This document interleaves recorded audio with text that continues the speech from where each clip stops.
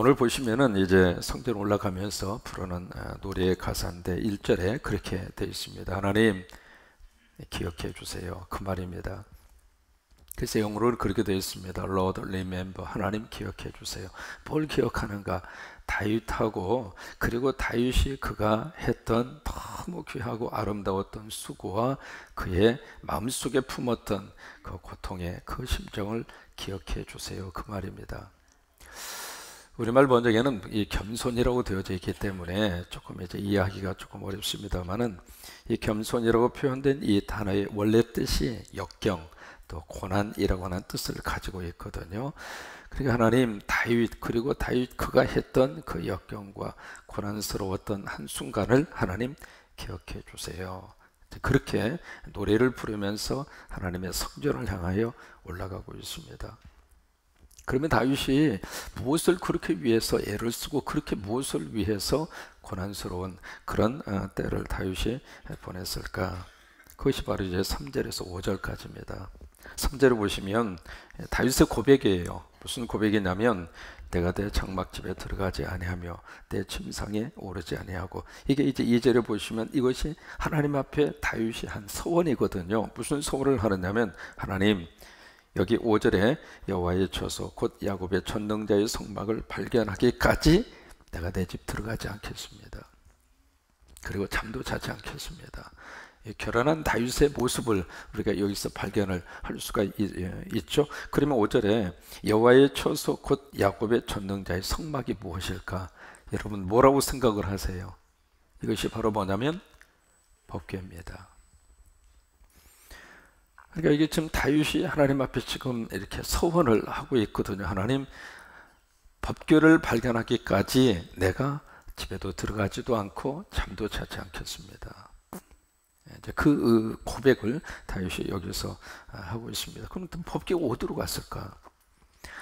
여러분 이스라엘 역사를 이렇게 보면은 블레셋과 막 싸움이 막 일어났을 때 그때 엘리 제사장의 두 아들이었던 홈리와 비느하스라고 하는 두 아들이 블레셋에게 자꾸 이렇게 밀리니까 무슨 생각을 하느냐면 법궤를 가지고 가면 하나님이 그 전쟁터에 오실 것이고 그 전쟁터를 통해 전쟁에 하나님이 개입하셔서 그 전쟁에서 이길 것이라 그렇게 생각을 한 거예요. 그래서 이 법궤를 이제 가지고 전쟁터로 갔는데 세상에 블레셋 사람에게 뺏겨버렸어요. 그 뺏겨가지고 더 이상 법궤가 없는 거예요. 그래서 이제 지금 하나님의 백성들이 성전에서 하나님 앞에 제사를 드리는데 가장 중요한 성전에 있어야 되는 법궤가 없어요. 그래서 다윗의 심정으로서는 왕이 된 다음에 다윗이 정말로 하고 싶었던 것이 두 가지가 있었습니다. 첫째는 하나님의 집 성전을 지어드리고 싶은 것, 그것이 다윗의 첫 번째 소원이었고, 두 번째는 그 성전에 하나님의 법궤를 모셔다가 놓는 일, 그게 두 번째 다윗의 간절한 소원이었어요. 지금으로 말하면 이렇게 비유를 해볼 수 있을까요? 교회당은 지었는데 교회당에 하나님이 없어. 그렇게 비유를 해볼 수가 있거든요. 하나님이 없는 교회당에서 예배를 드린다, 상상할 수 있겠습니까? 또 그런 꼴이 되어버리고 말았다고 하는 거예요. 그래서 다윗의 입장으로서는 어떻게 해서든지 법궤를 찾아서 있어야 될 그곳으로 다시 법궤를 갖다가 놓겠다. 그게 다윗이 간절히 원하는 그 소원인데, 그 법궤를 찾기까지 자신이 집에도 들어가지도 않고 잠도 자지 않고 내가 열심으로 내가 그 법궤를 찾겠다 그거예요. 근데 6절에 보시면 드디어 찾았습니다. 어디서 찾았느냐면 에브라다에 있다함을 들었더니, 이 에브라다 그 밑에 해석이 되어져 있죠. 에브라임 그렇게 소개가 되어져 있잖아요. 어디서 찾았느냐면 나무 밭에서 찾았도다. 그 나무 밭이 어디냐면 야일의 밭이라고 하는 그 밭이에요. 그러니까 에브라임에 있는 야일의 밭에 이 법궤가 몇 년 동안 방치가 되어져 있었느냐면 25년 동안. 그러니까 25년 동안 이 법궤가 거기에 방치가 되어져 있었던 거죠. 근데 그 법궤를 드디어 다윗이 찾았어요. 찾아가지고 어떻게 했는가? 7절을 보시면 우리가 그의 계신 곳으로 들어가서 그의 발등상 앞에 엎드려 예배하리에다. 너무 감격스러운 거예요. 그렇게 꿈에도 그리던 법궤를 딱 찾고 나서 와, 너무 감격스러워. 그래서 이제 다윗이 법궤를 모셔오는 작업을 하잖아요. 작업하는데 여러 가지 많은 우여곡절이 굉장히 많았습니다. 그 유명한 우사 사건, 그것도 이제 법궤를 모셔오는 과정에서 있었던 사건이잖아요. 원래 법궤를 어깨에 메고 와야 되는데 수레에다가 싣고 오다가 이게 이제 길이 울퉁불퉁하니까, 그래서 이제 법궤가 떨어지려고 하는 순간 우사가 법궤를 잡았잖아요. 잡았을 때 하나님이 우사를 치는 사건, 뭐 그런 사건도 일어나게 되고, 나중에 이제 다윗이 그것을 깨닫고 어깨에 메고 법궤를 다시 성전에 모시는 그런 작업을 해요. 법궤가 예루살렘 성전에 들어왔을 때 다윗은 너무 행복했습니다. 행복해서 어떻게 했어요? 하나님 앞에서 뭘 했죠? 춤을 추는 거예요. 사람이 하나님 앞에서 행복하면 춤출 수 있어요, 없어요? 있는 거예요. 어느 정도 춤을 췄어요? 자기 옷이, 그러니까 정신없이 하나님 앞에서 춤을 춘 거예요. 사람이 은혜 받고 성령을 받으면 사람 시선 별로 의식 안 합니다. 하나님만 바라보는 거예요. 하나님이 이것을 너무 행복할 거, 아니 하나님 때문에 자신이 너무 행복해서 그 행복을 다윗은 춤으로 표현한 거예요. 살면서 하나님 때문에 그렇게 우리가 춤을 춰본 적이 있는가 한번 생각을 해볼 필요가 있다고 생각을 해요. 제가 지금도 기억하는 최장로님, 그분의 50대 초에 암이 걸렸습니다. 그래서 이제 세상을 떠나기 얼마 전인데 그 암과 투병 중에 함께 전교인 산상지표에 함께 올라갔어요. 제가 지금도 기억합니다. 그랜데리에 있는 어느 한 기도원, 거기 같이 올라가서 그냥 찬송을 2시간, 3시간 정말 뜨겁게 같이 기도하고 뜨겁게 찬송하는데, 그 순간에 다 같이 일어나서 말 그대로 이 찬송을 하면서도 우리가 정말로 행복하게 춤추면서 놀 수 있습니다. 논다는 표현이 좀 이상합니다만은, 여러분 꼭 술 먹어야 재밌게 노는 거 아닙니다. 성령의 주에도 재밌게 놀 수 있어요.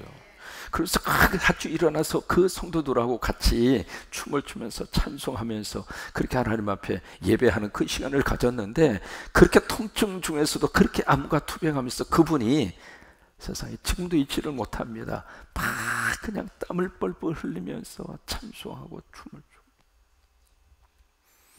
다윗의 심정이 그런 모습이에요.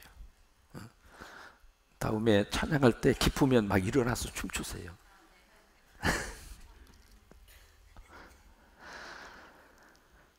근데 이제 그 모습을 지금 누가 보고 있느냐면 그의 부인 미갈이 보고 있습니다. 미갈이 보고 있는데 무엇으로 보고 있는가? 성경이 그것을 잘 표현을 하고 있습니다. 창틈으로 봤다고 그랬어요. 창틈으로 이제 거기에 구멍을 내고 이렇게 들여다 보니까 세상에 이 미갈의 눈에 보아서는 안 들은 것만 보여지는 거예요. 참 묘하죠. 사람이 구멍을 뚫고 이렇게 보면은요, 왜 전체적으로 이렇게 보면 거기에 다윗의 기쁨이 있고, 그 기쁨이 하나님 앞에서 얼마나 행복한 모습으로 그렇게 보여져야 정성인데, 이 미갈은 그렇게 보지를 않은 거예요. 다윗의 거시기만 본 거예요. 성경에 거시기라는 표현은 없습니다. 그런데 그 뉘앙스 자체가 그래요. 그러니까 그것을 보니까 이 미갈이 세상에 왕이 채통머리가 어떻게 백성들 앞에서, 하나님 앞에서 왕이면 뭐고 백성이면 뭐합니까? 하나님 앞에서 무슨 체면이 필요합니까? 하나님 앞에서 무슨 뭐 회장이면 어떻고, 하나님 앞에서 종업원이면 어떻고, 그게 무슨 이유가 되겠어요? 안 되잖아요. 하나님 앞에서는 다 똑같은 거예요. 우리는 하나님의 자녀로 있는 겁니다. 우리는 하나님의 자녀로 있는 겁니다. 잘났든 못났든 그 하나님 앞에서 아무 의미가 없는 거예요. 그 앞에서 다윗은 너무 행복했던 거예요. 왜? 25년 방치된 법궤, 그 법궤가 드디어 있어야 할 그곳으로 돌아오는 그 순간 다윗은 너무 행복한 거예요.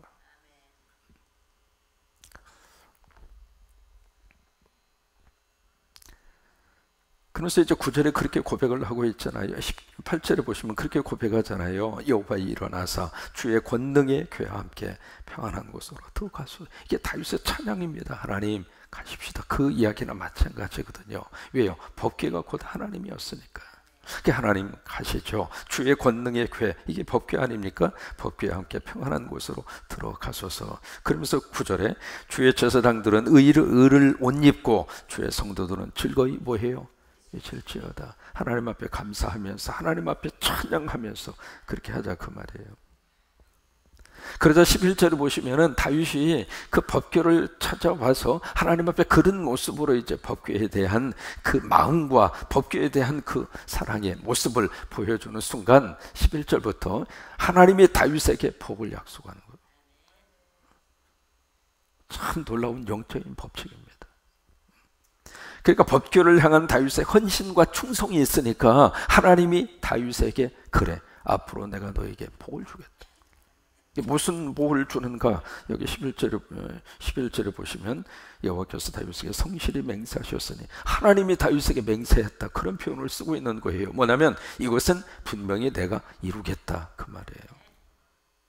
그러면서 하는 말이 변하지 아니하실지라 이르시기를 내 몸의 소생을 내 어디에 둘지라?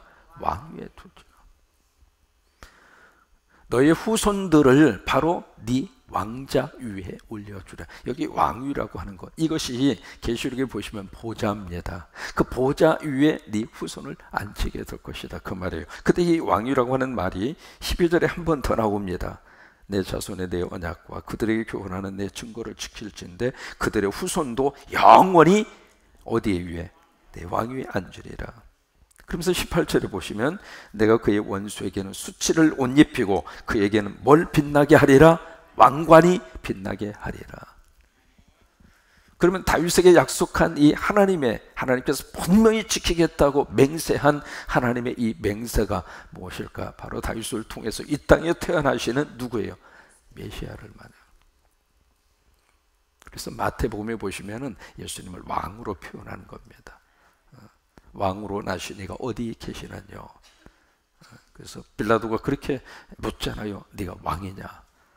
네 말대로더라. 네 말대로다, 그 말이에요. 그러니까 네 말대로 내가 왕이다, 그 말이에요. 그러니까 왕으로 오시는 예수 그리스도에 대한 모습을 이미 여기서부터 구약 성경에서 예언을 해 주시고 있는 거예요. 참 여기서 이 법궤가 이스라엘 백성들이 있어서는 생명과 같은 거예요. 오늘부터 출애굽기를 수요 저녁 시간에 만나게 되는데, 여러분 출애굽기에 보시면은요, 출애굽에 있어서 모든 이스라엘 백성들의 가장 중요한 중심 센터에 뭐가 있는가? 법궤가 있습니다. 그래서 법궤가 움직일 때 이스라엘 백성들이 움직였잖아요. 법궤가 움직이면서 구름기둥, 불기둥이 함께 움직였거든요. 그러니까 법궤가 가면 이스라엘 백성들도 가고, 법궤가 쓰면 이스라엘 백성들도 쓰고, 그런 거예요. 그리고 가서 이제 어느 한 곳에서 이렇게 딱 하룻밤을 지내거나 아니면 한 달을 지내거나 1년을 지내거나, 그때는 법궤를 가운데다 놓고 세 지파씩 네 군데 동서남북 해서 거기다가 장막을 치고 거기서 그들이 법궤가 움직일 때까지 거기서 산 거예요. 그러니까 이스라엘 백성들이 있어서는 철저하게 그들에게 있어서 가장 중요한 것은 바로 법궤예요. 여러분, 법궤가 무엇을 의미할까? 재료는 조각목입니다. 우영으로는 아카시아라고 그렇게 되어 있어요. 그 아카시아라고 하는 것은 우리나라 아카시아가 아니라 사막 지역에서 흔히 볼 수 있는 덤풀 종류의 가시나무예요. 그것을 가지고 이제 조각목이라고 하는 것을 통해서 법궤를 만든 다음에 그 법궤 위에다가 금으로 입힌 거예요. 입히고 그 속에 지금 뭐가 들어있죠? 모세가 시내산에서 받은 십계명. 그 다음에 또 두 가지가 더 들어있죠. 만나를 담은 항아리, 그 다음에 아론의 쌍난 지팡이. 근데 원래 보시면은요, 처음에 그 법궤에 딱 들어가야 될 것은 딱 하나입니다. 모세가 시내산에서 받은 십계명, 그것만 법궤에 넣으라고 그런 거예요. 그리고 나머지 두 가지는 법궤 앞에다가 놓으라고 그랬어요. 속에다가 집어넣으라고 안 했어요.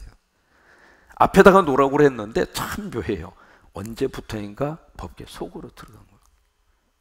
속으로 들어갔는데 성경 속에서 자세히 들여다보면 인위적으로 들어갔던 그 두 가지의 것은 어느 한순간 빠져버립니다. 그리고 법궤 속에는 시내산에서 받은 두 돌판 그것만 들어가요.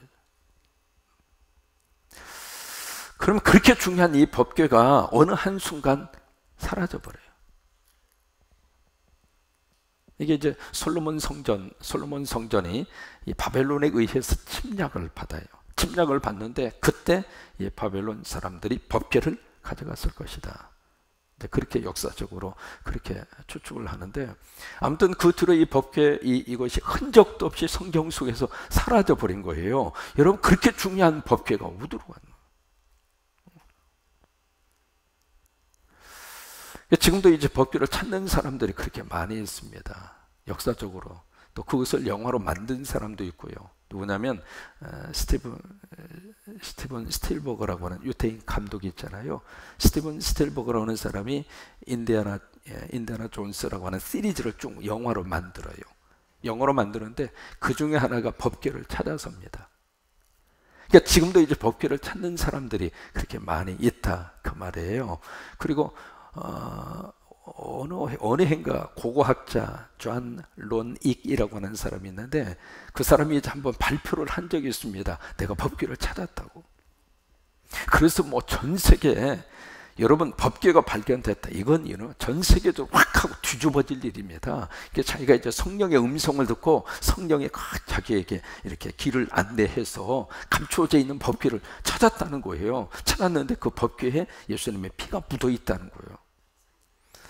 이제 그래서 이제 발표를 했는데 자기가 찾긴 찾았는데 공개할 수가 없다. 이유는 이스라엘 정부에서 방해하기 때문이다. 뭐 그렇게 하면서 더 이상 공개하지 못한다고 그렇게 발표를 했는데, 그 말을 들으면서 누구도 안 믿었어요. 왜? 신빙성이 너무 없는 거예요. 지금도 이렇게 법궤를 찾는 사람들이 그렇게 많이 있어요. 그러면 이 법궤가 과연 어디에 있을까? 계시록 11장 19절, 우리 요한계시록 읽으면서 우리가 발견했잖아요. 하늘에 있는 성전이 쫙 열리면서 그 성전에서 뭘 봤어요? 하나님의 언약궤를 본 거예요.